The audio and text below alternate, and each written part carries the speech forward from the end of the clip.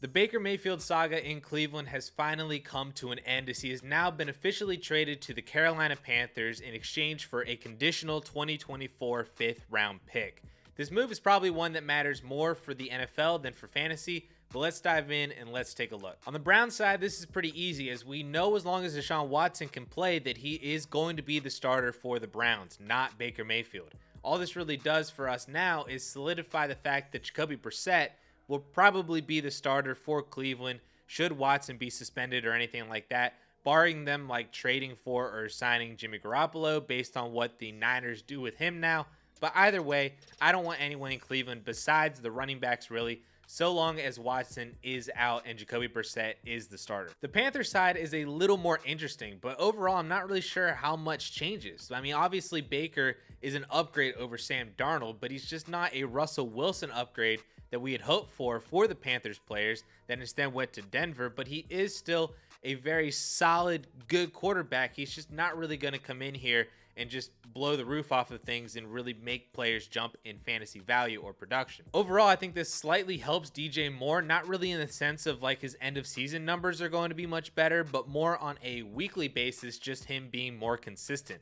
There were numerous games last year where Moore saw huge target numbers, but only caught like half of those targets because they were coming from Sam Darnold. My hope is DJ Moore becomes more of what Jalen Waddle was last year as a PPR option with big play capabilities that was just stuck on a middling team.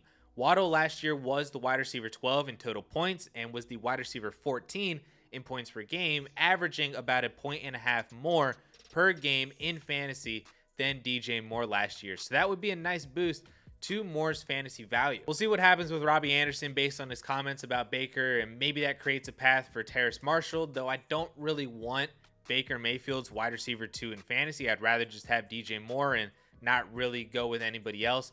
Christian McCaffrey is still going to be Christian McCaffrey just so long as he's healthy. There's really nothing new there.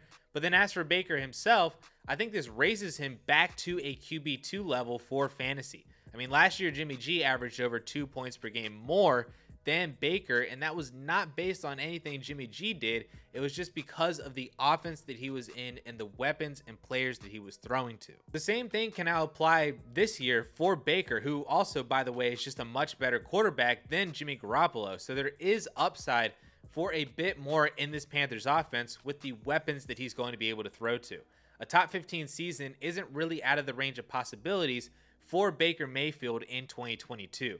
But like I said at the beginning, this move is really just a solidification of floors versus expanding ceilings for fantasy, which is why I believe it's a better NFL move than fantasy football move for us. If you've held on to Baker or traded for him cheap in Dynasty, congratulations on having another starting quarterback on your team.